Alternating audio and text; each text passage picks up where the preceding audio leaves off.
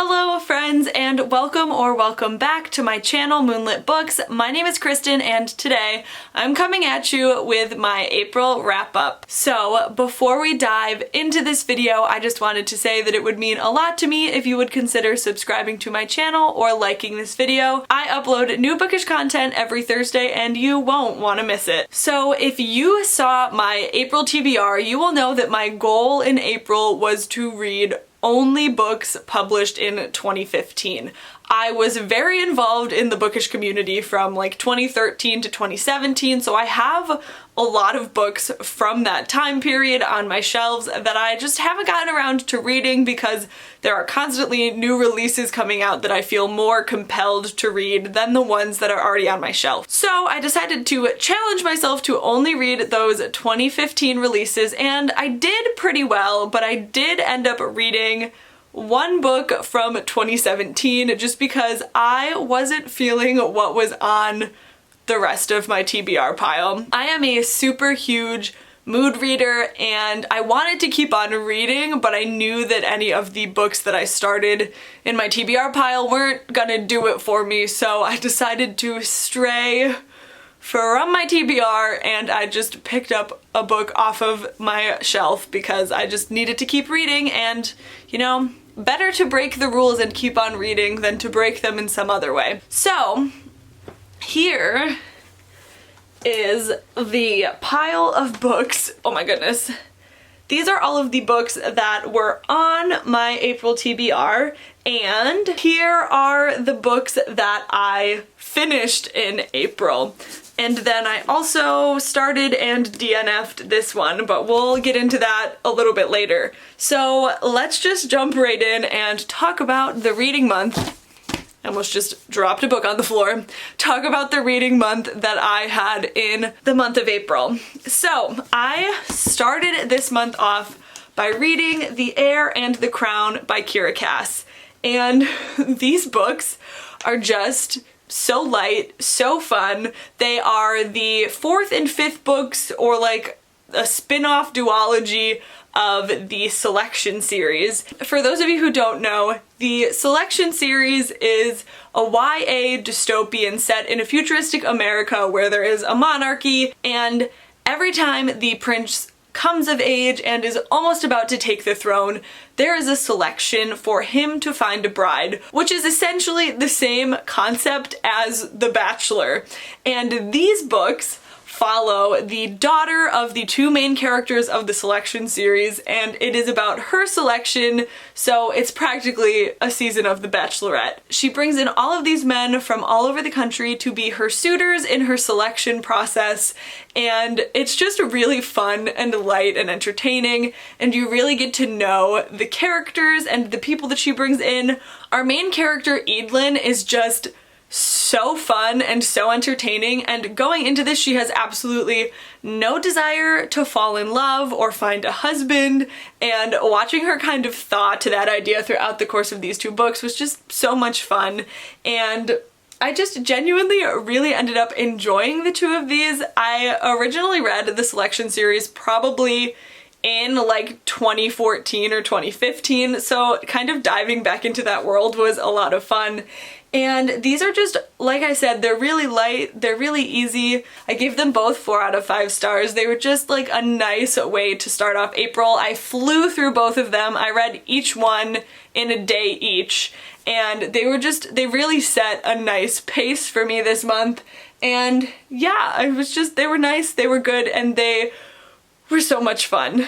The next book that I picked up in April was Illuminae by Amy Kaufman and Jay Kristoff, and this is a YA sci-fi story, and it is written in a way that I find so interesting, but it is sent through like text IM communications and like log entries and just sort of like craziness. And because of the way that it's written, I really thought that I was going to fly through this book. However, I don't read a lot of sci-fi, so I honestly had quite a bit of, not trouble, but it was really hard for me at first to kind of understand what was going on and grasp a lot about the characters, especially because it was told the way that it was, and I'm a very kind of like descriptive reader. I like to visualize a lot of stuff, and because this was told mostly in instant messages, there wasn't a lot of descriptions of places and characters, so I found it a lot harder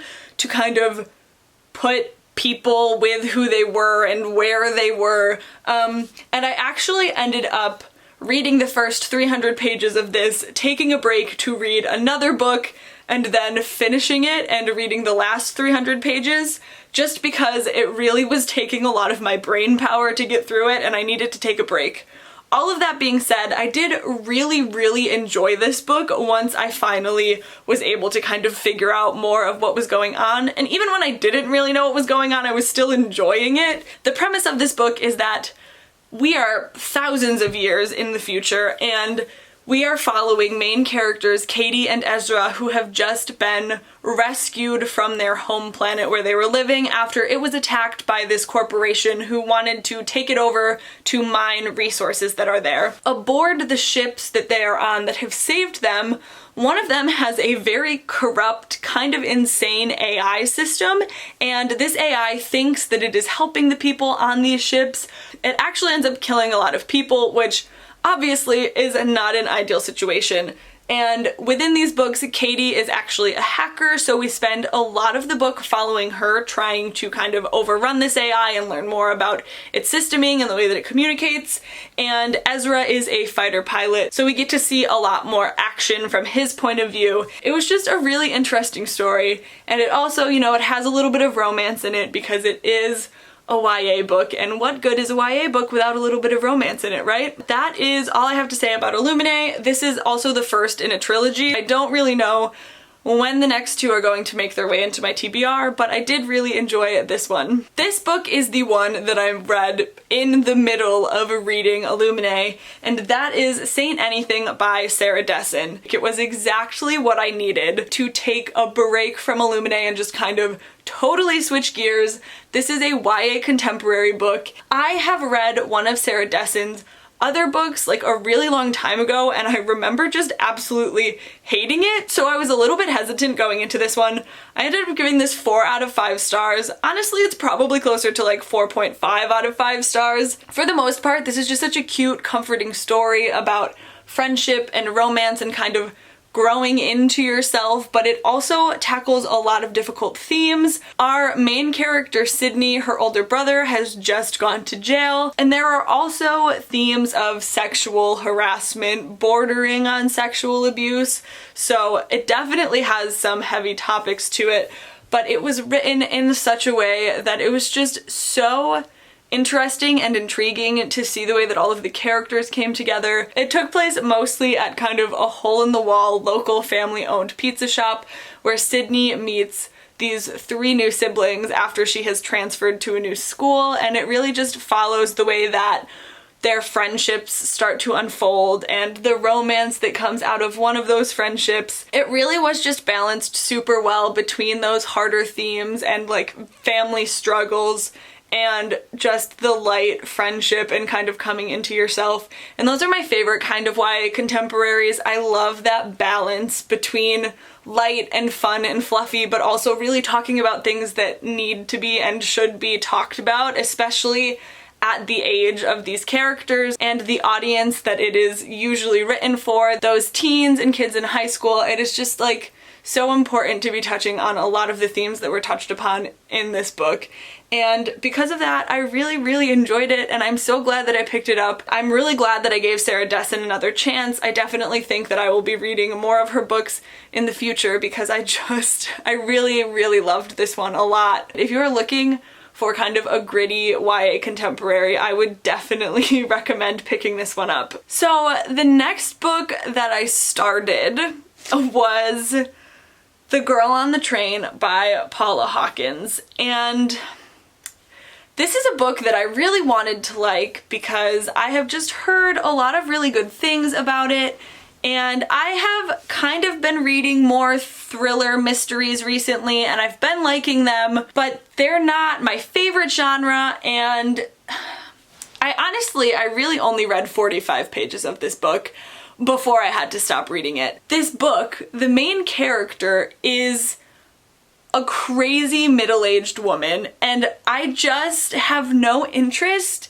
in reading a book about that, like literally at all. I did try really hard to push myself to read this, but it just wasn't something that I was going to enjoy, and I knew that pretty much as soon as I started it, and I was like, just give it a couple more pages. Just give it a couple more pages, like maybe something will change, maybe you'll start to like it. And I can't do it. If you want a mystery thriller about a crazy, drunk, middle-aged woman, this could be one that you like, but it definitely is not one that I enjoyed. And I definitely don't think I'm going to be trying to finish it at any point in time. It is just not my cup of tea. I know that a lot of people really loved this book, and I wish that I could say the same, but it's not my thing, so we're gonna move on from it now. So after I gave up on The Girl on the Train, I read Not If I See You First by Eric Lindstrom. This is another YA contemporary, and it is so good.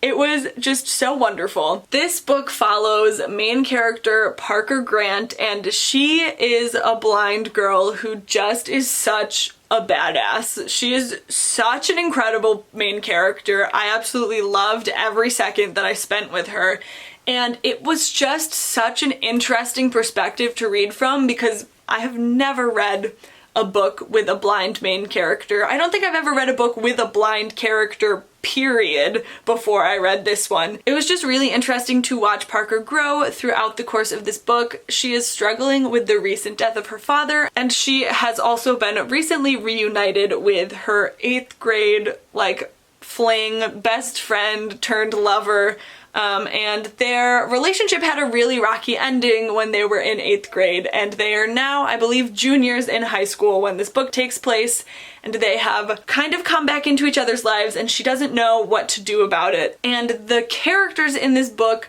her friends, and the multiple love interests that she has throughout the course of this book are just so good. I'm a sucker for good characters, and the characters in this book topped the charts. This was definitely a solid 4 out of 5 stars. It was so good. I don't even know what else to say about this book. It is just a book about a badass blind girl and her incredible friends just like going through and living life in high school. Also, she's on the track team. I guess she's working to join the track team. She's a runner. She is blind and she runs, and everything about this book was really good.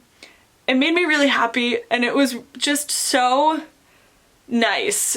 It was just really, really satisfying. I felt like I learned a lot while reading this book. It kind of made me think about a lot of different things that I wouldn't necessarily think about, and I just genuinely really enjoyed it, and I don't know what else to say about it, so that's where I'm going to end this.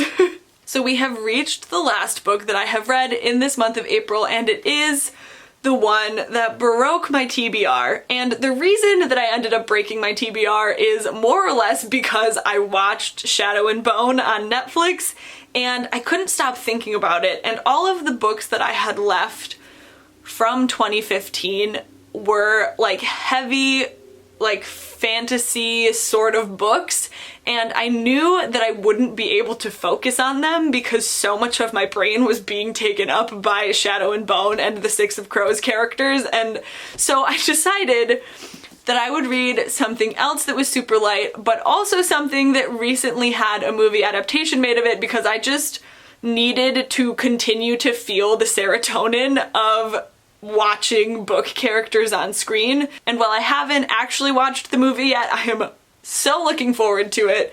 And that last book is Moxie by Jennifer Matthew.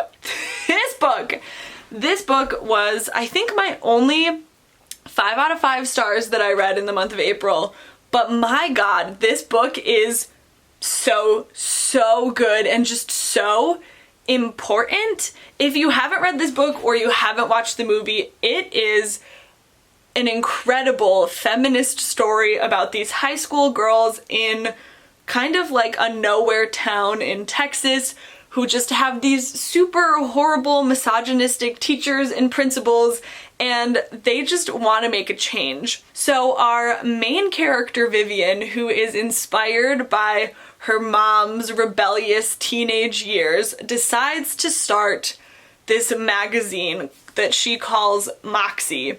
And this is a calling card to all of the girls in her high school to fight back against the boys who are saying gross sexist things and the authority figures like the teachers and the principals who aren't doing anything about it. And everything that happened in this book was just chef's kiss. Like, it was so good. I loved every second that I read of this book. I loved the characters so much, and the message that it has is just so good, to stand up and fight for what you believe in and make the change that you want to see. It also has so many other themes in it. The one that comes to mind the most is not judging a person upon first glances and first appearances, because you never know what they're going through in their life, and it just it was so good.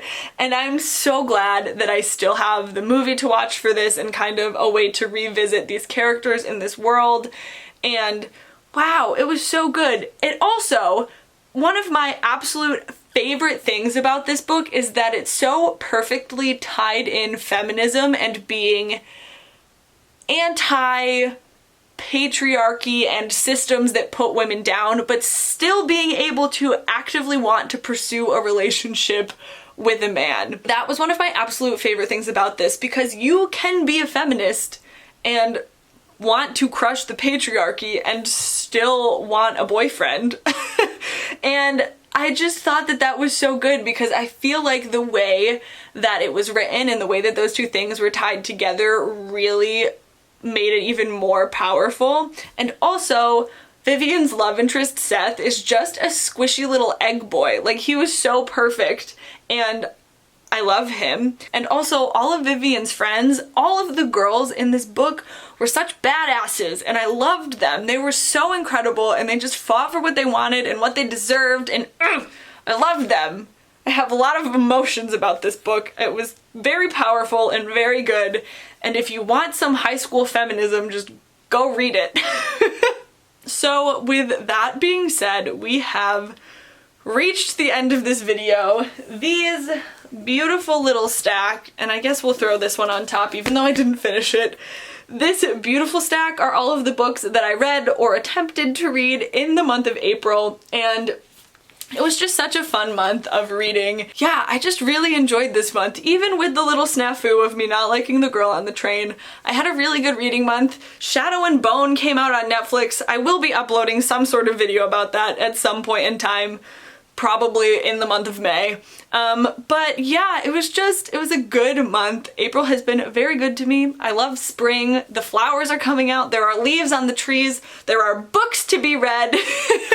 It has just been a really good month, and I just wanted to say thank you guys so much for being here. I appreciate you from the bottom of my heart. I cannot explain to you how much it means that you guys sit down and take the time to hang out with me and to talk about books. And yeah, I appreciate you, and I'm glad you're here, and I will see you again with another video very soon. Bye!